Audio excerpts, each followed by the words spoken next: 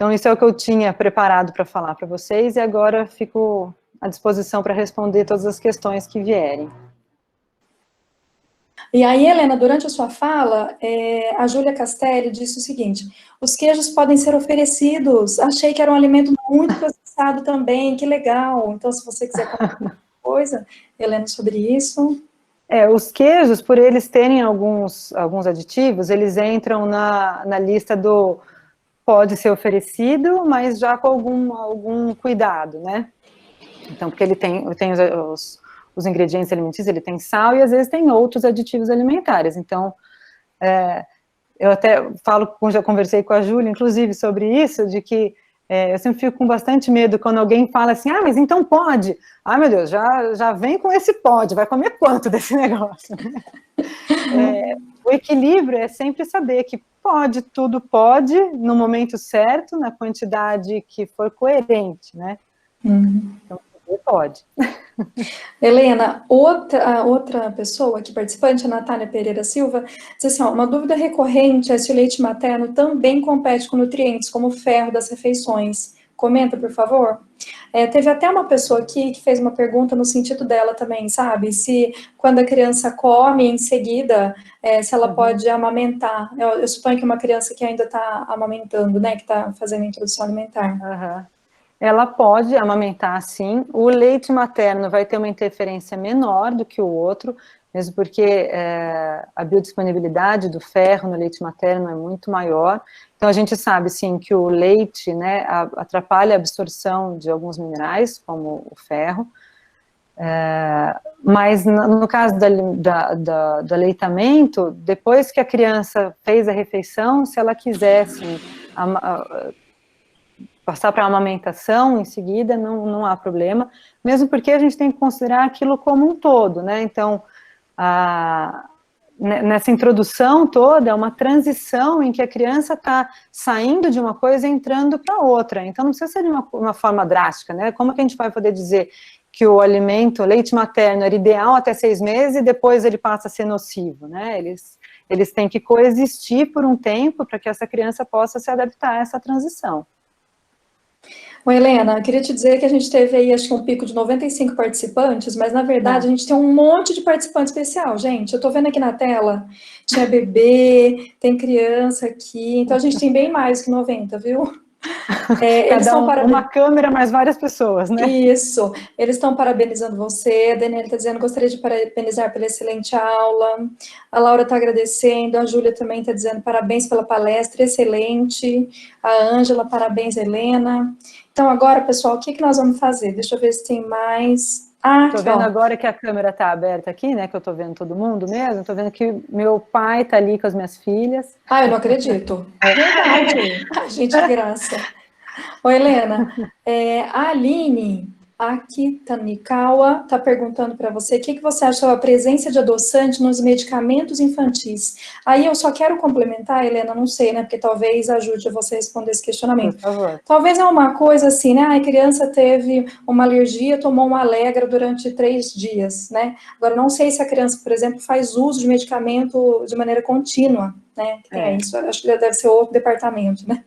Não sei também não é muito o meu departamento, mas eu entendo que ela não é que nem dar um alimento constantemente para ela, né? Ela vai receber. Então, esses aditivos, como eu falei, eles são estudados, eles podem ser adicionados, eles não são nocivos à nossa saúde dessa forma, né? Também não vamos exagerar. No caso de...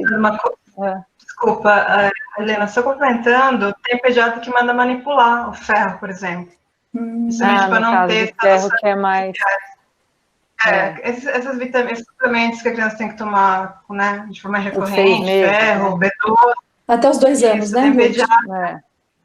Aí depende, né? Tem o ferro, que é mais tempo, B12, mas tem pediatra que manda manipular. Então, acho que talvez uma alternativa para não ter essas substâncias artificiais, se for dentro da família, né?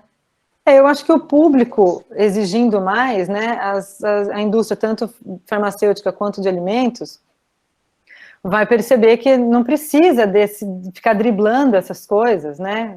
A criança não tem que gostar de tomar remédio, gente. Tem que tomar o remédio porque tem que tomar o remédio. Precisa ser gostoso tomar o remédio. Helena, que a Maria outra... Rufina... Oh, perdão, Ruth, pode dizer. Eu ia comentar aqui das ferramentas. Deixa eu aproveitar o gancho que a Helena comentou do começo, da introdução alimentar, que acho que uma coisa bacana da gente discutir agora é que a criança está lá, né, com 6 meses, começando a conhecer os alimentos, e ela não sabe ainda que o brócolis é de comer, que o arroz é para comer. Uhum. Então, nesse começo, a introdução tem que ser, acredito eu, né, muito suave mesmo. É mais de apresentação do alimento do que de introdução, propriamente dito. Porque a criança, né, sei lá, apenas 2 semanas, vai catar tudo aquilo no chão e achar que é um brinquedo. Tem de tudo, né? Tem crianças que já estão prontas antes, né? E já estão interessadas na comida da família há muito tempo. E tem crianças que não. Então, a gente tem que exercitar isso e olhar mesmo para o filho, para o que ele está precisando, né? Geralmente, eu da vizinha que está comendo perfeitamente, eu sei que não está aceitando nada. Então, por isso também da questão do peito, da criança não estar também tão irritada nesse momento, né? Com fome e irritada. Mas é isso. Helena, Maria Rufina está dizendo, excelente a aula. Eu queria dizer para eles que eles têm a oportunidade de abrir o microfone, né? Se inscreve aqui, ó. Acho que a sua palestra foi tão interessante, Helena, que durante a sua fala as pessoas já foram escrevendo, você entendeu? Eu fui vendo que aparecia então, ali, mas ler não dava, né? Eu estou fazendo aqui uma passada, mas depois a gente pode abrir para questionamento, tá? Então, eu acho que é interessante, se alguém quiser falar, né, abrir o microfone, fica mais íntimo, né? Eu estou aqui em casa, gente. Então, pois deixa eu falar uma coisa. A Maria Beatriz, ela está aqui ainda? Será que ela quer abrir o microfone para perguntar para você? Porque ela fez um questionamento tão interessante. Maria Beatriz, você está? Não sei se ela já saiu. Se ela tiver, pode abrir o microfone, Maria Beatriz. Ela está dizendo... Sim. Você pode fazer, então, um questionamento para a Helena. Aí eu quero até complementar, porque eu também tenho uma dúvida disso. Pode dizer.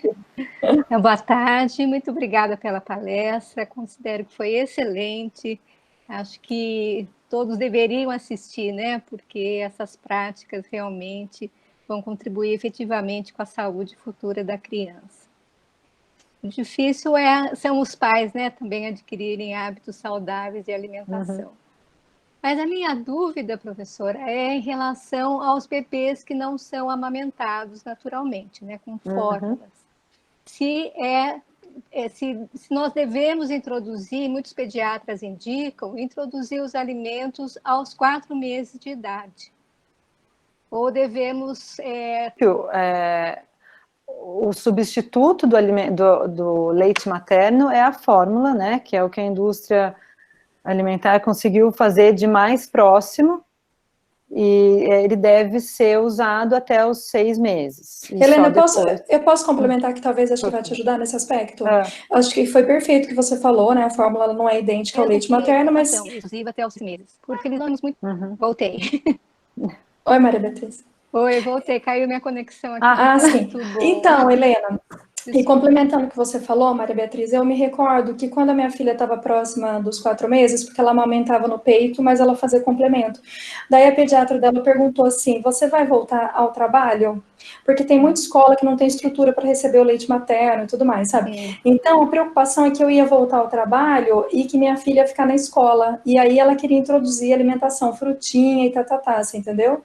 E daí eu falei que não, né, que eu fiquei 7 meses em casa e tudo mais. Então, a impressão que eu tenho, que os pediatras, eles sugerem a introdução de alimento, não só porque a criança não faz a amamentação exclusiva, mas muitas vezes porque a mãe vai voltar a trabalhar, sabe? Eu acho que isso tem que ver sempre, né, o caso, e se a criança está pronta, né, mas parece que precisa de mais, se ela está aceitando bem a fórmula. Então, no caso, como a Érica deu como exemplo, ela mesma, ela era complementado.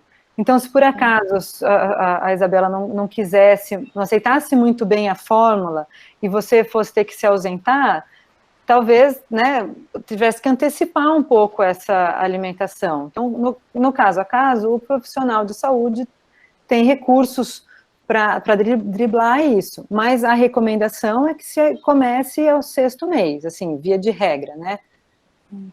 Eu acho que só complementando também, Helena, eu acho que vale a tentativa de, né, ir para a fórmula, né, e tentar vários mecanismos para conseguir dar fórmula, né, copinho, sei lá.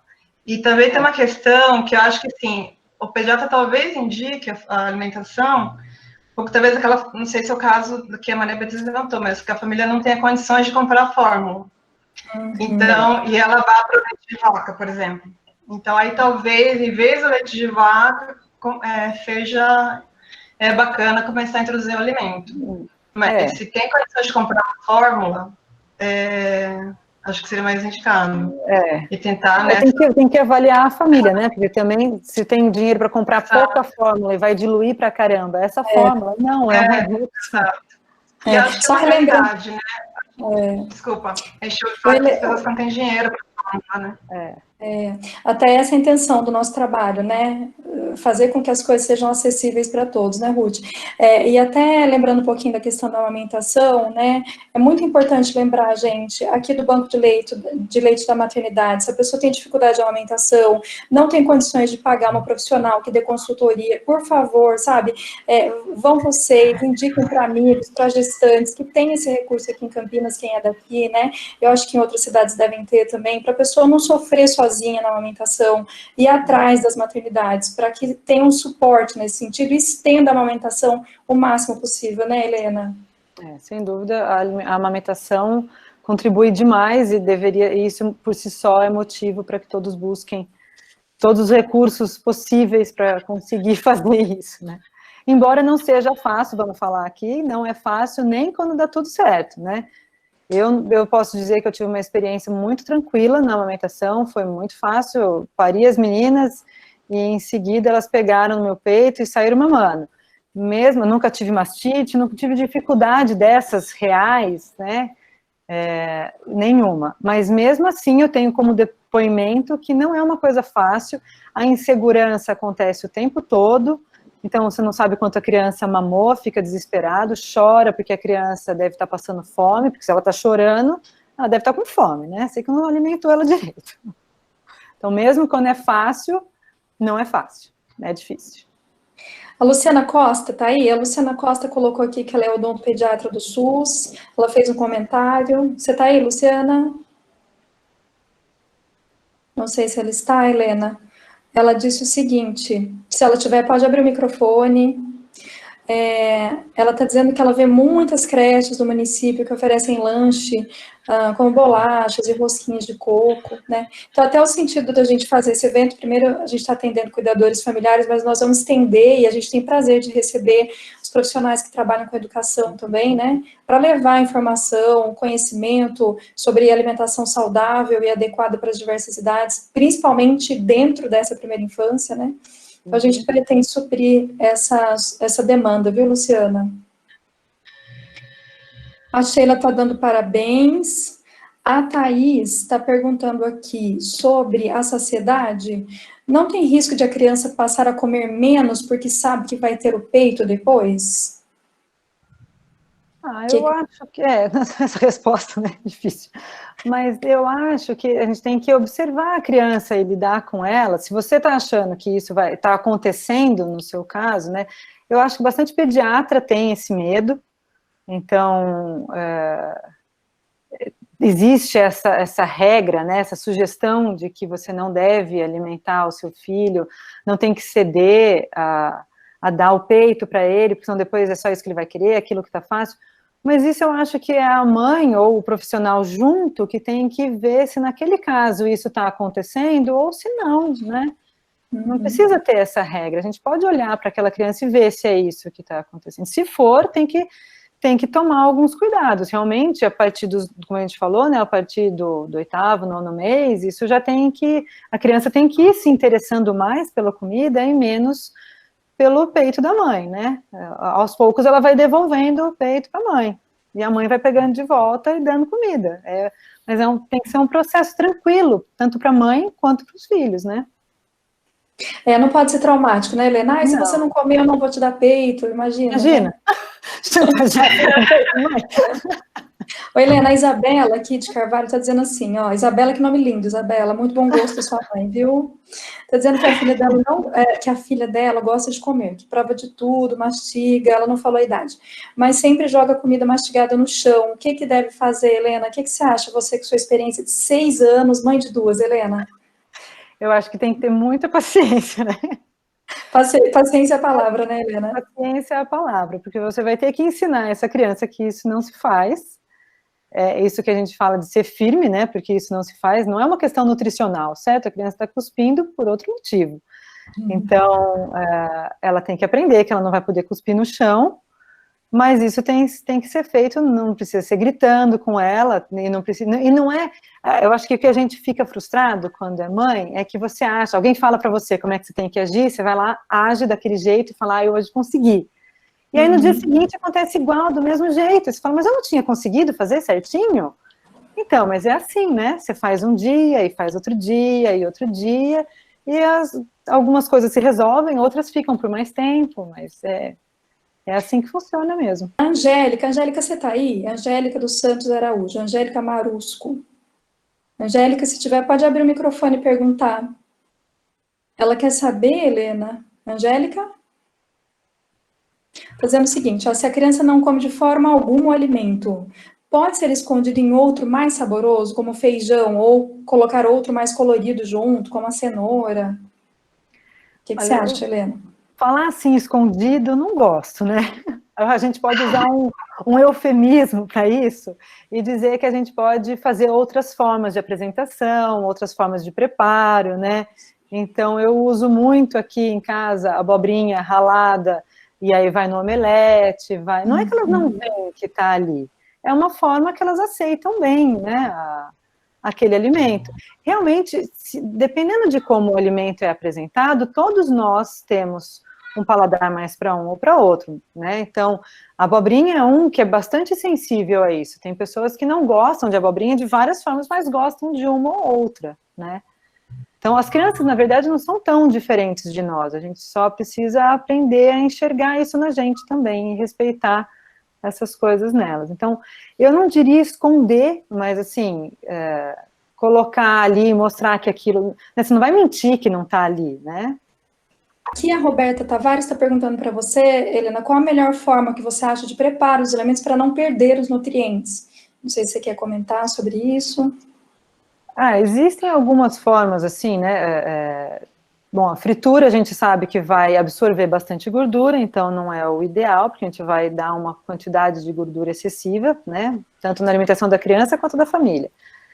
E a gente sabe também, por exemplo, quando você cozinha em água, tem o termo que a gente chama de lixiviação, que é como se lavasse alguns nutrientes que são solúveis em água, e ele vai ficar na água de cocção e não no alimento, então o vapor seria adequado, mas veja que se você está oferecendo bastante alimentos, e a criança se alimenta bem, a família toda com uma variedade grande de vegetais, isso não é uma preocupação tão grande, né?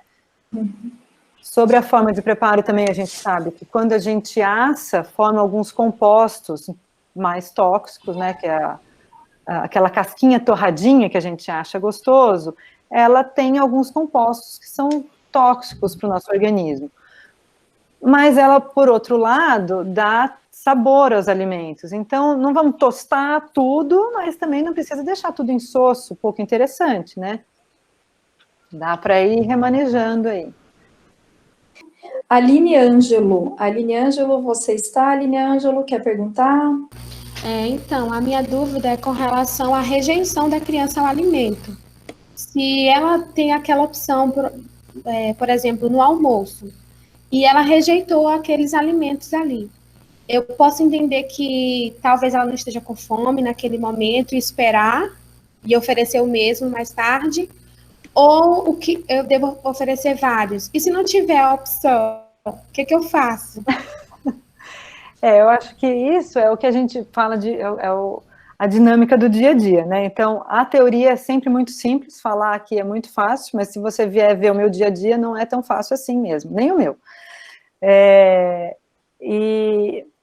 Então, eu acho que você já prestou atenção em alguns detalhes, né? Então, observar se ela pode não estar com fome, ela pode não estar com fome, ela pode não estar interessada naquilo naquele momento, ela pode não gostar de algum daqueles alimentos que você ofereceu, isso não é um problema. Você pode usar o recurso de ter outra coisa pronta, se for o caso, às vezes, né, naquele desespero de Só não vai me dar abrir um pacote de bolacha recheada, por favor. Faz qualquer outro recurso, menos esse. Mas, assim, quando oferecer outro, né, ou oferecer de novo, você vai ter que oferecer de novo para ver se ela gosta. Tem alguns estudos que mostram que as pessoas precisam ser expostas a um alimento umas 8 vezes para dizer se ela gosta ou não daquilo. E aí, se você pensar, pode ser mais complexo do que isso, porque naquelas 8 exposições, que parece muito, mas na verdade não são tantas assim, ela tinha que estar com fome, ela tinha que estar de um jeito que ela gosta, então, a Érica falou aí do jeito da abobrinha, então, acho que nessas 8 exposições seriam a abobrinha da mesma forma, e ela não gostou, então você tenta a 9ª vez de outra forma, né? Eu sei de gente que acha que o correto, e não sou eu que tenho que dizer que é o correto ou não, você que tem que ver na rotina da sua família. Mas a criança não comeu aquele prato na hora do almoço, então a mãe guarda na geladeira e na hora que a criança fala que está com fome, ela vem com aquele mesmo prato. Eu acho que eu entendo qual é o objetivo de uma mãe que faça isso, ela está querendo dizer que é aquilo que é para ela comer e a criança tem que aprender a comer. Mas, por outro lado, eu fico com medo de que aquela comida que ficou guardada naquele prato na geladeira, remexido já da hora do almoço, não vai trazer interesse para aquela criança. Então, eu não sei exatamente se a mensagem que você está querendo passar para ela fazendo isso vai ter um resultado bom. Então, talvez seja, no jantar, oferecer uma coisa nova, uma outra tentativa, uma outra possibilidade para que ela goste daquele momento, daqueles alimentos. Mas aí também vai ter que ver a disponibilidade que a família tá de ir para a cozinha de novo e fazer uma coisa nova, às vezes não tem, e a criança tem que lidar com a realidade da casa dela, né? Se a mãe dela não pôde ir para a cozinha fazer outra comida, ela vai ter que aceitar aquela, é a realidade dela também. Helena, a Sheila Tatsumi Kimura Medorima, eu não sei se ela está, se ela tiver, ela pode até fazer o questionamento dela, pode abrir o microfone e perguntar. Sheila, você está aí? Oi, tudo bem? Tudo bem. Funciona. Não, eu tenho um menino de 2 anos e meio, até eu acho que eu já encontrei a Érica, eu acho, no banco de leite, que eu ia lá. Verdade. Acho que eu já estive lá. E, na verdade, a minha dúvida é aquela coisa, né? O quanto que a gente ser muito restritivo na exposição do sabor doce com o nosso filho vai interferir no paladar do adulto, né? O quanto que a gente tem que ser o xiita, né? Aquela coisa assim, não vai, ou quanto que a gente, de vez em quando, ele teve uma refeição boa, comeu bem, ele é ótimo para comer, e aí a gente ter uma bolachinha mais ou menos saudável, né? Que bolacha é bolacha. Comida saudável, quanto que isso pode ter Sheila, e eu tô entendendo que o doce que você tá falando é industrializado, né? Não é o doce natural, por exemplo, do mamão. Ou até, às vezes, um bolinho que a gente faça em casa. Né? Mas tem açúcar, né? Mas é um açúcar mascavo, mas é açúcar, né? Doce, é o docinho. Eu entendo exatamente o que você está querendo dizer, e você está falando de um filho de 2 anos e meio, né? Então, provavelmente, você já conseguiu manter ele certinho até 2 anos, e a gente que faz isso fica quase que querendo uma alforria, né? Os 2 anos. 2 anos. Se ele comer um doce, tudo bem, estou viva. Tudo bem, né?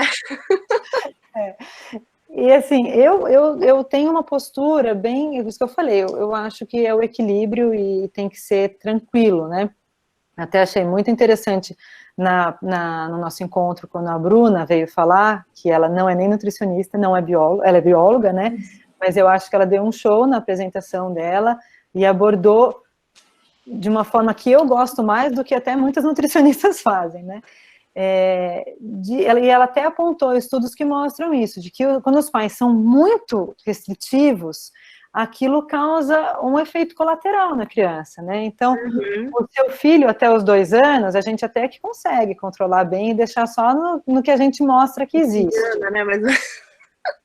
Já venho dizer a experiência aqui, que quem tem 2 filhos já percebe que quando é o primeiro filho, você consegue esconder o mundo dele mais fácil do que quando você já tem mais um.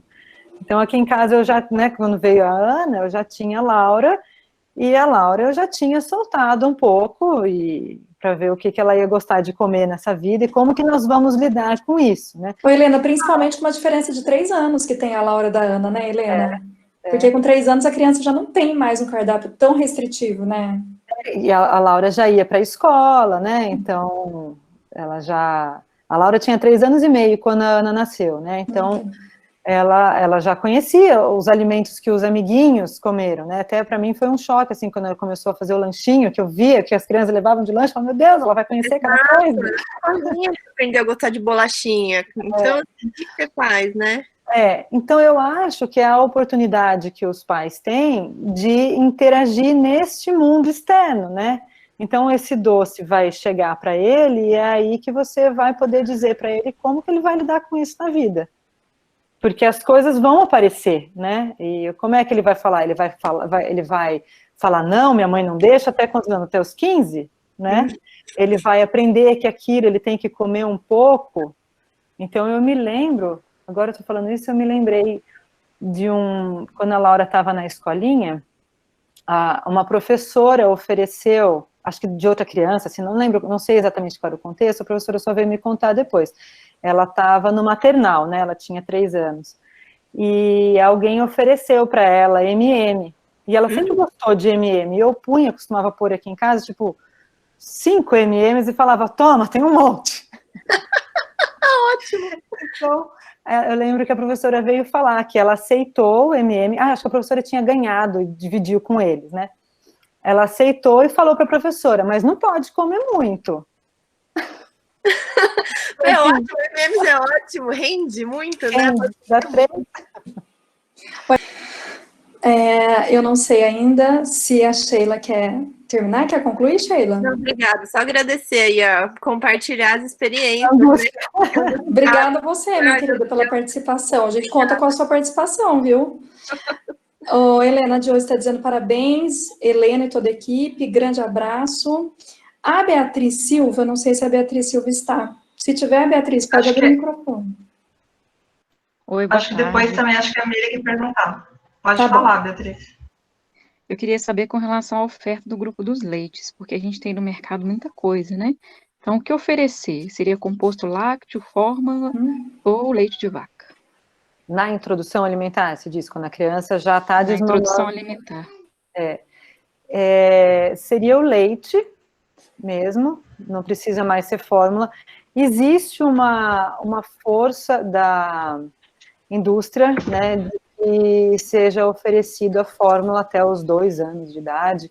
Quando a Ana era pequenininha, me ofereceram, inclusive, falar, não, agora até para as crianças de 4 anos tem fórmula. E eu olhei o rótulo, para mim aquilo era cheio de aditivo e várias formas de açúcar, né, maltodestrina e tudo mais.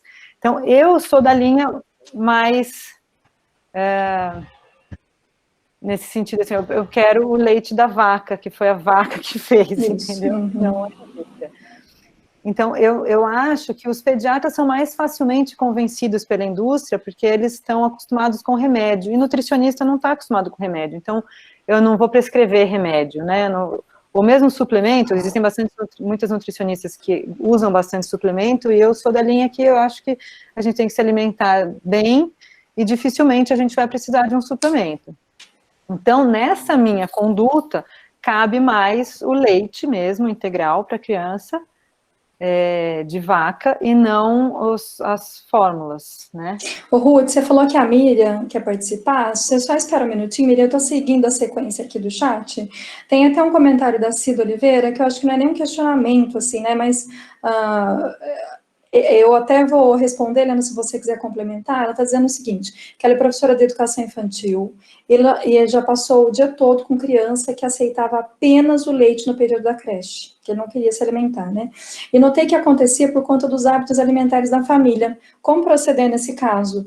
Helena, antes de você responder para ela, eu já quero dizer o seguinte, Cida Oliveira, que a proposta desses eventos é exatamente chegar nos cuidadores familiares, entendeu? É exatamente mostrar para os pais a importância de uma alimentação saudável na primeira infância, para que essa criança não vá para a creche e queira só comer, só tomar leite, entendeu?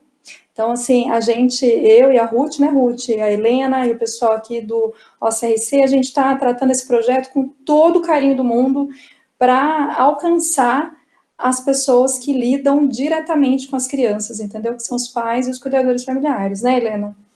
E eu acho, fiquei aqui pensando, que como a escola, né, ela tem essa função mesmo, ela fica com a criança uma parte do tempo e ela é capaz de observar coisas e ela tem que ajudar as famílias nisso, né? Então, da mesma forma que a escola chama os pais para resolver um problema, se a criança mordeu, se a criança bate, se a criança está dormindo muito na aula, sei lá, alguma coisa assim, todas essas questões têm que ser levadas para os pais, e a escola pode tentar fazer a parte dela em mostrar como ajudar essa mãe a buscar ajuda e como resolver isso, né? A Raquel pergunta para você, Helena, a criança amamentada no peito precisa de leite de vaca e derivados antes dos 2 anos de idade?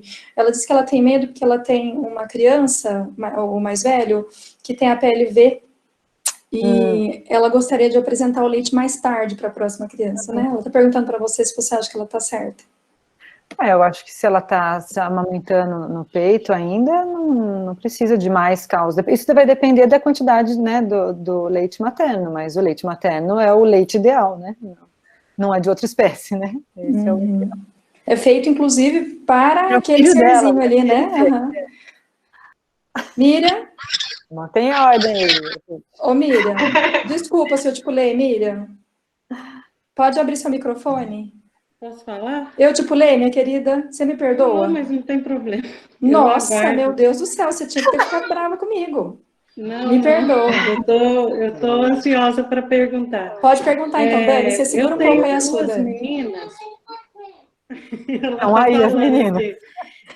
Bem na hora que eu vou falar.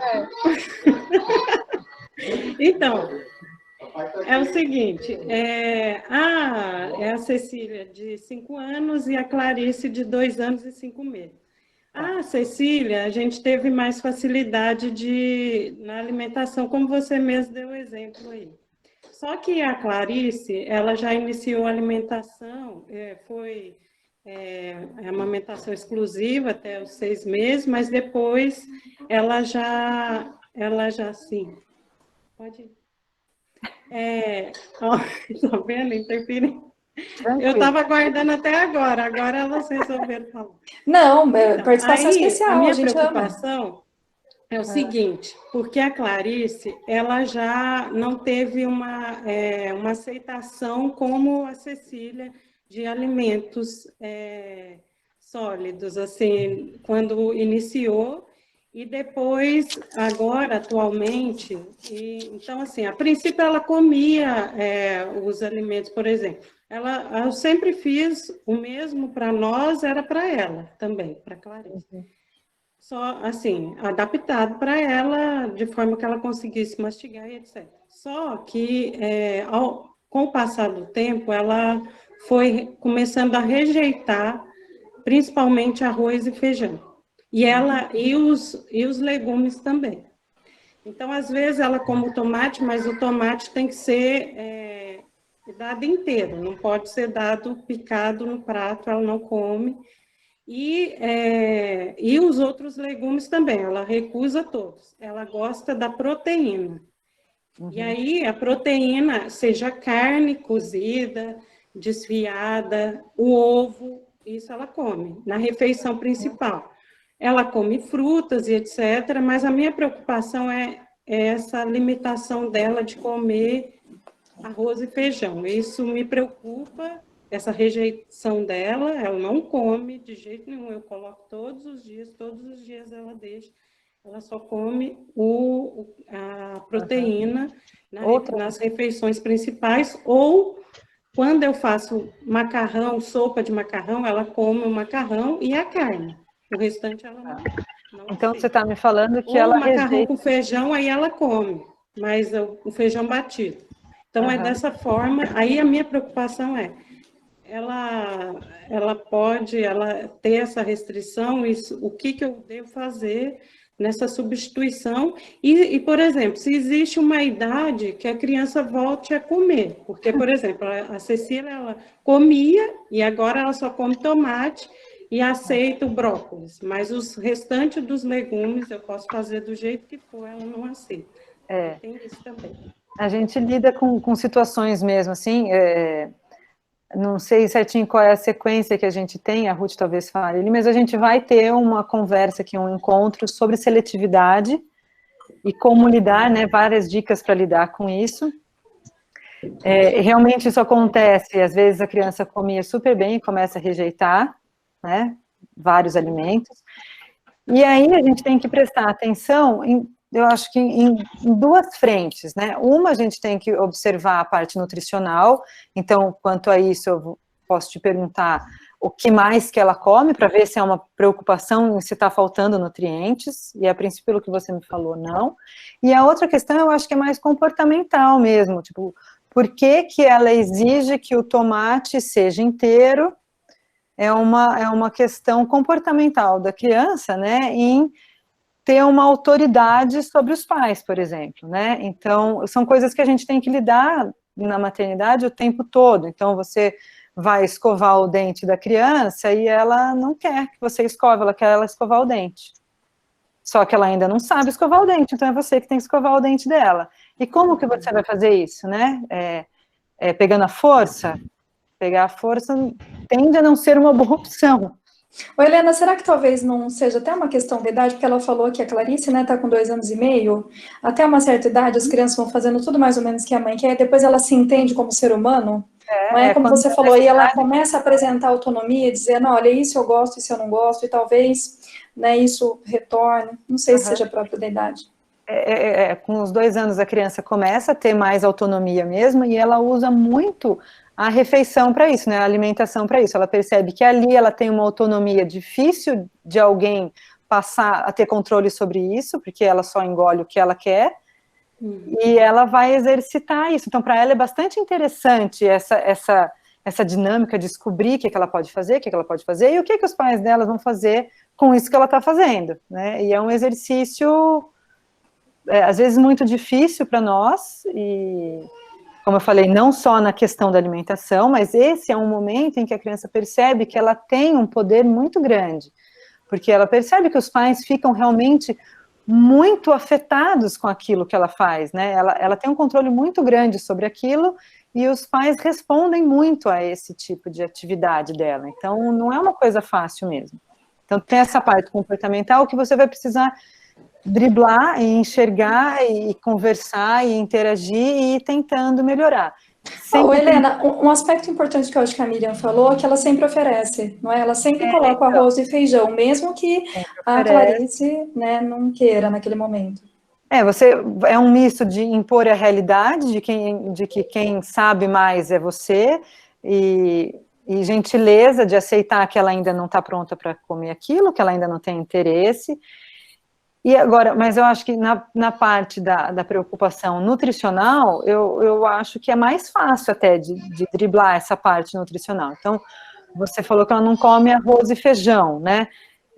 O feijão, ele é muito rico em fibra, proteína, a gente fala que por que ele seria importante, né? Basicamente pela proteína, o ferro e a fibra.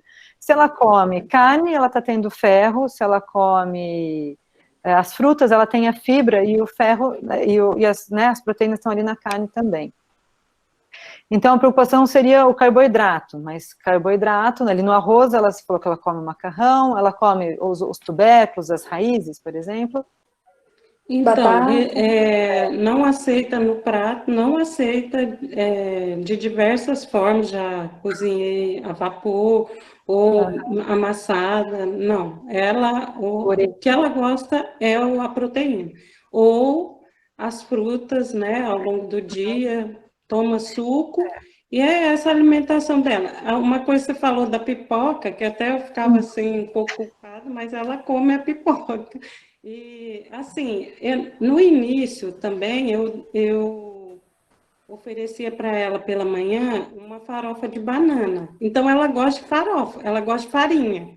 Então, carboidrato. Então, assim, mas é o único carboidrato, assim, que ela vem aceitando. Mas nas frutas, a banana é super rica em carboidrato. As frutas em geral ela come banana, de então ela está modificando. Então, eu comia muita banana, mas eu ofereço todas. Uva, como também, agora manga. Ela está comendo bastante manga também. Então eu vou oferecendo várias frutas, ofereço maçã, ofereço morango, ofereço tudo, todas.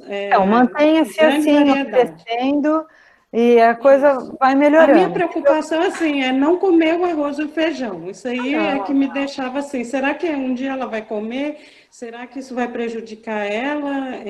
Mas perceba que na nossa cultura, o arroz e feijão é riquíssimo, e eu valorizo bastante o arroz e feijão, acho que é ótimo, é um hábito brasileiro muito bom, mas outras culturas não comem nem arroz nem feijão, e são populações saudáveis também, né? Então, existem outras formas de comer que são adequadas, não precisa também causar um estresse ou uma insegurança sua por causa do arroz. Ô, Helena, e até puxando a sardinha um pouco para o lado dos nutricionistas, ela pode ir percebendo, né, se isso vai retornar de repente, né, se isso está atrapalhando o crescimento dela, se ela está apresentando recurso de seletividade alimentar para diversos alimentos, se ela leva ao pediatra, né, conforme as recomendações, e ela vê que está crescendo normal, tudo bem, mas se não, procurar até um nutricionista que faça o acompanhamento dessa criança, né?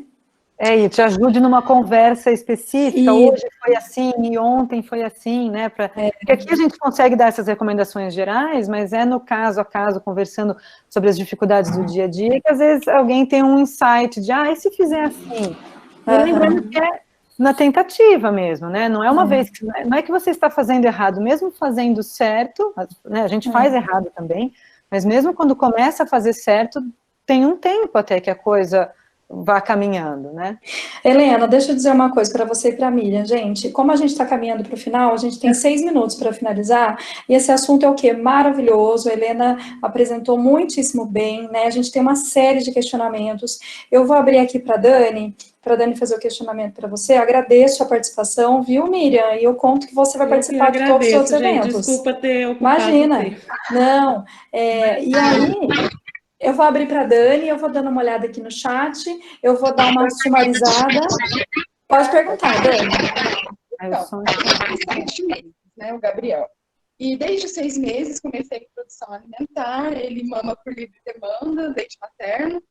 E assim, o intestino dele começou a ficar preso de repente. Nunca foi assim, todos os dias. Sempre foi, a partir de 3 meses de idade, sempre foi um dia sim, um dia não.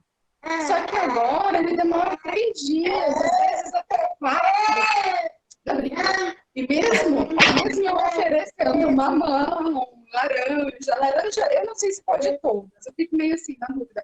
Aí eu dou laranja lima para ele. Pode todas as coisas? Todas. Ácido, eu fico meio, será que pode? Não, mas o ácido é uma tolerância dele, né? Ô, Dani, deixa eu falar uma coisa, minha querida. Eu vou pedir para você fechar agora o microfone, para a Helena conseguir responder, tá? Ô, Helena, não sei, você conseguiu ouvir tudo que ela falou, Helena? Ela está falando do intestino preso, né? Que quando ele começou a alimentação, travou um pouco. Então, tem a particularidade que você já falou dele, então ele não tinha um intestino superativo, nunca foi, nem no aleitamento materno, e realmente quando começa a introdução, são realidades novas, né, para o organismo dele ter que lidar. E os alimentos variam muito, né, a quantidade de fibra, e tem as que mais prendem, as que mais vão soltar. Então, o caminho é esse mesmo, é buscar os alimentos que têm bastante fibra, então laranja, se for, né, com o bagaço, não só o suco, né, só o suco da laranja não contribuiria nesse sentido. A manga tem bastante, eu percebia que a mandioquinha, eu achava que até que prendia, mas com a minha primeira filha, por exemplo, eu percebia que, por coincidência, dava mandioquinha e soltava. Alguns alimentos, deixa eu ver o que mais que pode soltar, e observar o que você tem dado além desses, né, que podem estar travando. Então, assim, os tubérculos, normalmente a gente come eles sem a casca, então a gente tirou a parte da fibra, né, as batatas. O arroz a gente também dá sem a fibra, normalmente, então o feijão é que vai vir junto com a fibra. As verduras, em geral, tem bastante fibra. Deixa eu ver, o macarrão também do trigo, a gente normalmente tira, né, no processamento é tirado a fibra do trigo, então todos esses alimentos que a gente dá sem as fibras vão contribuir para prender, e só esses outros, né, mais, que a gente já falou das frutas, é que vão ajudar a soltar. Tá ótimo. E oferecer bastante água também, né, Helena? Bastante água, exatamente. Chegar no mercado, gente. Já tentei copinho de transição, não sei das quantas, copinho com pico. Agora eu testei hoje um com bico rígido, parece que gostou, porque só virar já sai a água, né? Então, parece que vai agora. E tenta também fazer, você beber água e dá para ele. Sabe? Eu faço isso. Quando você bebe água, eu faço isso. Ele sente vontade, mas na hora de beber mesmo já faz careta e não gosta muito. Tem gosto, né? Tem gosto. Mas muito obrigada, gente. Imagina. Obrigada a você, Dani. Aí, Helena, só dando uma passadinha em tudo aqui, o pessoal está agradecendo que a gente está fazendo muito incentivo ao aleitamento materno. Tem uma pessoa aqui que falou que, graças ao trabalho que a gente vem fazendo, o bebê dela amamentou até 1 aninho. Aí tem outra que está falando assim, que a maioria das pessoas só conhece o banco de leite, acho que ela quis dizer da maternidade como local de doação de leite materno. Aqui em Campinas eu não sei se tem outros lugares, mas eu sei que a maternidade é bem assim, tradicional nesse aspecto, né? Eu sei que o CAISE tem banco de leite também, mas eu não sei como é o serviço deles. Eu sei que tem também. A Luciana Costa, eu vou fazendo uma repassada, tá, Helena, para não ser injusta, o que você acha, assim, que você pode responder nesses últimos minutos, você responde. A Luciana está falando que bebês com refluxo, normalmente, é indicado a introdução alimentar antes dos 6 meses, né, além das medicações que são próprias para isso. Aqui a Natália está dizendo, no período em que é feita a introdução da alimentação, é isso, alguns micronutrientes não alcançam a recomendação preconizada para a idade. Nesse sentido, temos, inclusive, que reforçar a existência de programas de suplementação no SUS. O PNSF, ferro, o PNSVA, vitamina A, e mesmo o NutriSUS, que nós tínhamos a implementação em contexto escolar por meio do PSE. Olha que bacana, gente. Por isso que a gente tem que sempre o quê? Defender o SUS na vida do brasileiro, né? Aqui a Angélica está perguntando se acha que é seguro dar fígado de boi para crianças ou não é correto dar antes dos 2 anos. Deixa eu ver aqui. No guia alimentar tem lá, até na foto que eu tenho na apresentação aí, tem vísceras, então verdade. Proteica, pode oferecer sim. Deixa eu ver aqui, deixa eu ver mais alguma coisa. Mas quando você olha aí, então vou responder a de congelar. Tá bom, eu vou olhando aqui. Eu considero que congelar é uma prática para praticidade boa, então assim, ainda mais que, por mais que a gente queira introduzir a criança a uma alimentação habitual da família, às vezes a família vai comer algumas coisas que você não quer oferecer antes dos 2 anos de idade, né? Então, se sobrou uma comida, você preparou alguma coisa especial para a criança e quiser congelar em porções pequenas para depois descongelar e ela se alimentar, eu acho que é adequado, sim. Normalmente, as formas os nutrientes são bem preservados quando congelados, então é uma prática boa, assim, para a praticidade do dia a dia, né? Então é isso, só agradecer, eu achei que foi muito boa essa oportunidade para conversar sobre esse assunto, que realmente é muito gostoso, né? Lembrar de fases difíceis, mas que no final a gente sai muito satisfeito.